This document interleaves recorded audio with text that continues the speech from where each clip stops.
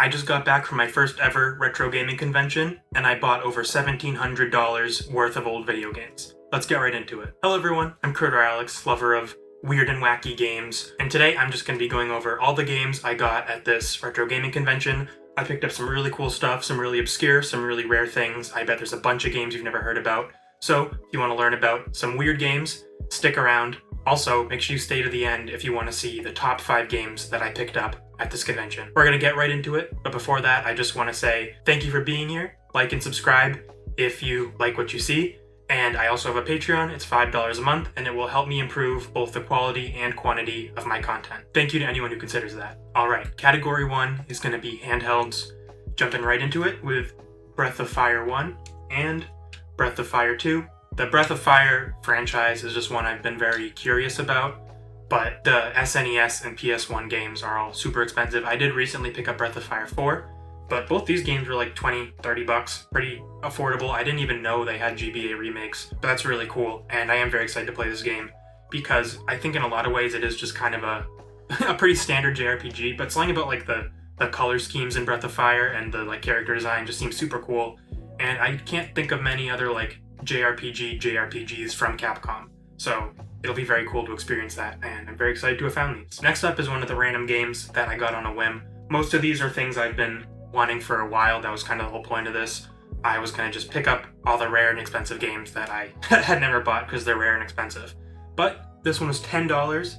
It is Monster Rancher Battle Card Game Boy. I love Monster Rancher. It's like a monster catching fast food type game. Like it really is just the training and acquiring of monsters that this game is about. And I love card games, so I'm very excited to see how this one plays. The world of Monster Rancher is one I really do want to explore more, and I didn't even know this game existed, so it was a really cool find. Moving on to the console I got the most games for, the DS, beginning with Dinosaur King. Also, let me know if you see a pattern here. But Dinosaur King was like a Saturday morning anime that was on in like the mid to late 2000s that was about battling dinosaurs. It is not the only game in this genre that I got, but people seem to really like this one. It was either published or developed by Sega, which is interesting. I did not know that. Really cool to pick this one up. Definitely one of the games I've been looking for a while. If I had a nickel for every game I bought that was a DS game about resurrecting dinosaurs and battling them, I think you can finish that sentence, because I got Fossil Fighters Champions. I've played Fossil Fighters with like ROMs and stuff, but I've never actually bought the True Blue games. This one seems to be people's favorite pretty oftenly in the franchise, so I'm super hyped. This is another one of those monster catchers I've just always really wanted to own, and I'm really happy to own it, and I'm really excited to play it. Next up is Dragon Quest Monsters 2 Joker. I love Dragon Quest Monsters. I've really only played the Game Boy ones so far. They are another game that's kind of like monster catching comfort food, with the added bonus of being Dragon Quest designs, which I just love. I love how the world of Dragon Quest looks. I love how the monsters look. The Dragon Quest Monsters games on the Game Boy are not super beloved by a lot of people because they are super grindy, but that works for me. I just love walking around with my little critters, training them up and battling them. It's a super good gameplay loop, and I'm very excited to see how that plays out on the DS. Slightly switching genres, we got Magician's Quest Mysterious Times, which this was an impulse buy, and this game's pretty expensive. This game has one of those titles where it's like, could you have maybe thought of a better title? Magician's Quest Mysterious Times just sounds like it's AI generated. How this game was explained to me was Animal Crossing mixed with Harry Potter mixed with Pokemon, which those things are all cool. Obviously we don't mess with J.K. Rowling here, but magic is fun. Animal Crossing's fun. This game seems cute. I'd never even heard of it or seen it before. It was completely off my radar, which is why I was willing to kind of go out on a limb and buy it. I don't think I'll ever see this again in person. And it's just a really unique game that I've never heard anybody mention before. Moving on to the most modern system I bought stuff for, the 3DS. I was at this convention, I was truly just like, I need to not even consider PS4 and Switch stuff and PS5 stuff if there were any PS5 games. I was getting fatigued at looking at video game spines, so I had to just ignore some stuff a little arbitrarily. But I did get 2 3DS games that I've been wanting for a while. The first one is a double pack of Puzzle Dragon Z, and then the Puzzle Dragons Mario Edition. This is like a puzzle game RPG type of deal, which is a genre that I have a lot of fun with. I love puzzle games, especially on the DS and 3DS, and this is a series that I've known about for a while and I've just never seen in the wild, so I'm very excited to have found it. Sometimes it can feel like the 3DS library is a little bit solved, like I found everything interesting on it, so it's always nice to pick up stuff on the 3DS that's maybe a little more out there that I don't already have. Next up on the 3DS is Moko Moko Friends, which is another monster catcher game. This one is like so cutesy. This box art's so fun. I was really excited to see this. This is another game I've wanted for a while, which, you know, take a shot every time I say that. Yeah, it's just a very cute, very fun looking little monster catcher, I think dungeon crawler on the 3DS. And then lastly, for the handheld games, we've got Brave Story. I guess I should hold it like this. Brave Story on the PSP. I don't know too much about this game. I know people like it, and it's an X-Seed game, which generally I'm into their stuff. It's a little hit or miss, but I trust them. And yeah, it's just cool to have another cool JRPG for my PSP collection. I was definitely in a very JRPG headspace, if you couldn't tell, while I was here, which is why that's definitely what I got the most of. And yeah, this is another cool one that I've just had my eye on for a while. Moving on to Nintendo home console stuff, we've got Kirby Avalanche, which is Puyo Puyo, but with Kirby, which those are like my two favorite things that exist. So combining them is awesome. I've wanted Kirby's Avalanche for a long time. It's pretty cheap. I just don't see it that often. So I was happy to finally find it at this convention, and I definitely will be playing this soon because I cannot get enough of Puyo Puyo. Next up is Chameleon Twist on the N64, which is just another quirky little platformer for the N64, which is a genre I love. I really like the character design in Chameleon Twist. I think the main character has a very appealing and cute design to him. And yeah, I'm excited to dive into this one. The gameplay looks pretty fun from what I've seen. Moving on to the Wii, I promise this isn't shovelware. It's Pirates of Plundar, which has been described to me as like a Castle Crashers type beat 'em up. This is another game that's not expensive. You just never see it. I don't think many people bought it, and I don't think many people think it's really worth even thinking about. But there seems to be a pretty fun, like a pretty fun beat 'em up with RPG-light elements in this little package. And yeah, it's definitely a game I've been keeping an eye out for. And lastly for the Wii, we've got Opuna. I don't know too much about this game. I think it is on the JRPG spectrum somewhere, but with a design this cute, you know, I'm somewhat powerless to not buy it. I love these character designs. They're so cute. This is another game that I've known about. I don't know too much about it, but I know that it is right up my alley, at least aesthetically, so very excited to check it out. Moving on, I got 3 GameCube games. First one is the OG Animal Crossing. I love Animal Crossing, I've just never got the OG one on the GameCube, and I'm very excited to try it, because from what I've heard, it has a very different vibe from what would come after it. You know, I think of Animal Crossing as being very clean and cutesy and dialed back in some ways, and this seems like it's just truly a weird game that got released on the GameCube that became something more. So I'm excited to try this one out. Next up is Evolution Worlds, which is a, I believe, double pack of 2 lesser-known Dreamcast JRPGs that were ported over to the GameCube. I found out about these when I was looking through the Dreamcast library. They both seemed really cool. I found out this re-release existed, and I was like, yeah, obviously I'll just get that. And I was able to find it here at the convention, and I'm very excited. I really like this character design. I think it's very fun and like almost toy-ish, which I'm into, obviously. Then lastly, for the GameCube, I got Custom Robo, which is another action kind of JRPG type of deal where you're customizing a robot. I think there was more games in this series on like the N64 and stuff that we just didn't get in the States, but this is the one that we did, and I've been curious about it for a long time, so I'm excited to have a chance to play it. Alright, next category is PlayStation stuff, beginning with Guardians Crusade, which is a lesser-known JRPG that has those beautiful, beautiful early 3D polygonal graphics that I'm just such a huge fan of. I've heard really good things about this game, even if it is kind of overlooked, and I've been curious about it for a long time, so very hyped to have this one for my PS1. My PS1 collection always kind of needs bolstering. It's not my strongest library. Next up is a game about me. Swagman. No, I'm kidding, obviously. But this is like an action platformer, 3D platformer type of deal. I'm not actually 100% sure, but I know people like this game enough. It has a cool art style to it, and it is called Swagman. So obviously I needed it. That's just such a funny... Why is it called that? I guess I have to play the game to understand, but I don't know, I'd call it like Creepy Man or Weird Man or something. I don't know if this guy has that much swag to him, but whatever. Alright, moving on to PS2, we got The Bouncer, a lesser-known Squaresoft title that's like an action Devil May Cry type of game, I'm pretty sure. I love this cover. I think this guy looks very cool. He's got good vibes. and I love the font. I don't know, this game just has a very cool aura to it. It's not super expensive. I got it for pretty cheap because the game inside is like butchered by like the Blockbuster seals and stuff, which is fine. But yeah, I got it for pretty cheap, very excited to play it. Sorry if I'm repeating myself a lot of the time also. I don't... A lot of these games are in a similar category of games I've wanted for a while, so the fanfare around them is kind of similar. But next up is The Nightmare Before Christmas on PS2. I do not really watch movies, but The Nightmare Before Christmas is definitely one of my favorites, and this also seems like a pretty well-liked action-type game on the PS2 that people always want like $80 for some reason, but I got it for $50 at the convention, which was a much better price and definitely one I was willing to pay for a game that I've really wanted about one of my favorite series. And then lastly, for PS2, we got River King: A Wonderful Journey, which is a fishing JRPG on the PS2. There are 2 River King games on the Game Boy. I have the first one. I haven't really played it yet, but I love fishing games. I love JRPGs. This was a rare crossover between the two, so obviously I was going to pick this up. Now it's time for Sega stuff and also one DVD.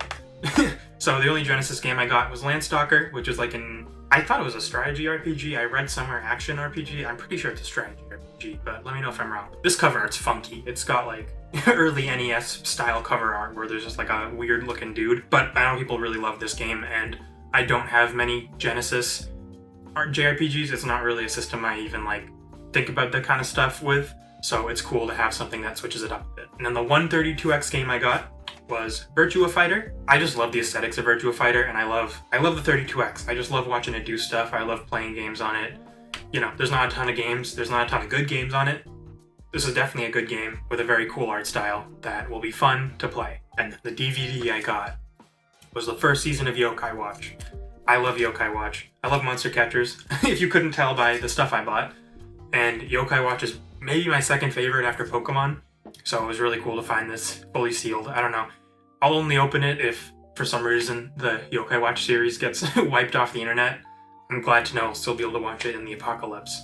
Alright, now it's time for the imports section, which I think might actually be bigger than the handheld section. First up is Panel de Pon with a broken cart that was duct taped, or maybe that would be electrical taped together. Someone just gave this to me for free. Why not take it? I love Tetris Attack. I love Panel de Pon. It's cool to have the original version. Alright, next up is this Kirby puzzle game. I forget what it's actually called. It's more or less Star Stacker. I really love it though. This is like might be legitimately one of my favorite puzzle games. It is on the Switch Online thing as a SNES game, so I guess it also came out on the SNES. And yeah, if I had a nickel for every Kirby puzzle game I bought at the convention, okay. I need to stop doing that. But this actually, it legitimately is a really fun puzzle game. It's super rewarding. It kind of works like that Yoshi puzzle game where there's like kind of filler blocks, and then you need to trap them between 2 matching blocks. And when you get combos, Kirby like blows up into stars that help you clear more stuff. It's very cool. This game's really fun. If you like puzzle games and haven't tried this one out, you really should. It's a really awesome puzzle game. Next up is whatever version of Power Pros Baseball this is. It's just a cool little arcade baseball game from Japan, something we don't really have in the States. And you know, these games are always like $2, so why not pick it up? And then next up is this Tamagotchi game, which, you know, I probably could have lived without. But again, it was like $2. It's really cool that it has a white cartridge also. I've never seen that before. And I just love this color. It's very cool. And I like the cover art. It's like little crayon drawings. Now it's time for the boxed imports. First off is Doraemon cart. I have never seen a Game Boy box with this dimension before, but it's so cute. It's like such a tiny little box. It's so fun. And Doraemon's really cool. I'm a big fan of Doraemon. My third favorite mon after Pokemon and Digimon. Doraemon's really fun.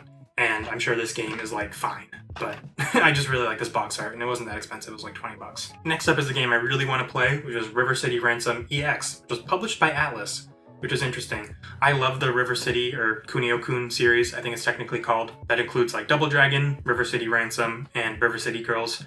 River City Girls is some of my favorite beat-em-ups I've ever played, and I really like beat-em-ups.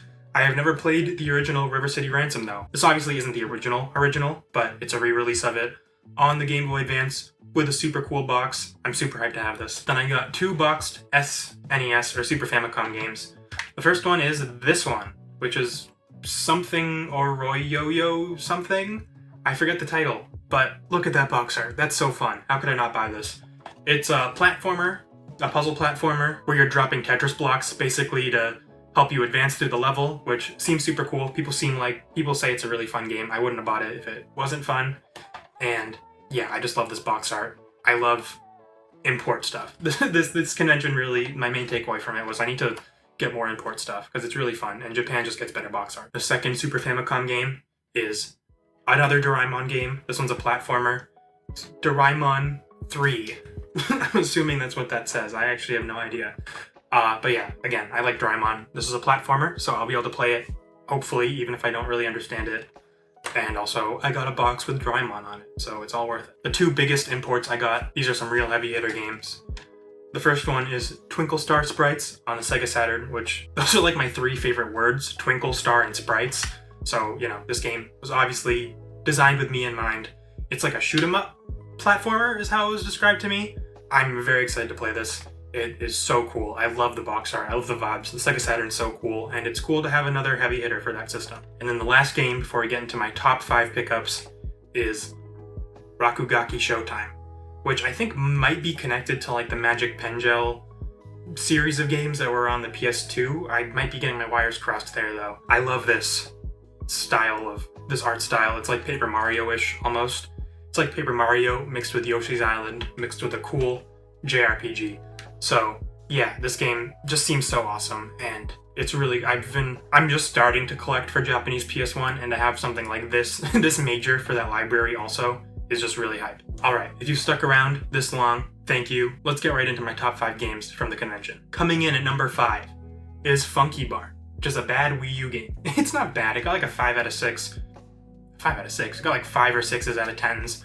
Generally, it's some sort of farm management-ish game, and I don't know, I learned about this game a while ago, and it's just lived in my head rent-free since then for no reason. I think it's the combo of this goofy cover and the fact that it is a unique Wii U game. I think it also exists on 3DS, but we'll pretend it doesn't, because there are not that many interesting Wii U games, and this one definitely is one of them, and I've wanted it for a long time, and I just never see it in person. Coming in at number 4 is Graffiti Kingdom, which this definitely is part of the Magic Pen-Gel series. I think it's the game that came up before it, and it's some sort of action RPG type of game where you can create your own character and play as them. That's the whole gimmick with this series, and I'm just super hyped to have found this. I got a really good price on it too. It's just so colorful and fun, and a PS2 game I've wanted for a long time. Moving on to the top 3, these are real bucket list items for me. First up is Pokemon Conquest, which is like just a tactics game but with Pokemon, which I love strategy RPGs. I love like Final Fantasy Tactics and Fire Emblem. And to have a game like that's with Pokemon is just so hype. I've wanted to play this game for so long. It's probably the Pokemon spin-off I've been the most curious about, even like including the ones I do have, like Pokemon Snap and Pokemon Colosseum. I think this one kind of trumps all those and how interesting they are to me. I'm so excited to have this. Coming in at number 2 is Robopon, which is yet another monster catching game, but this one you catch robots and I think you can like customize their parts. From what I've heard, the systems in this game are like super in depth if you want them to be, which is really cool. I also just love the design. It's a lesser known Atlas title as well. Double checking myself, I was right about that. I am.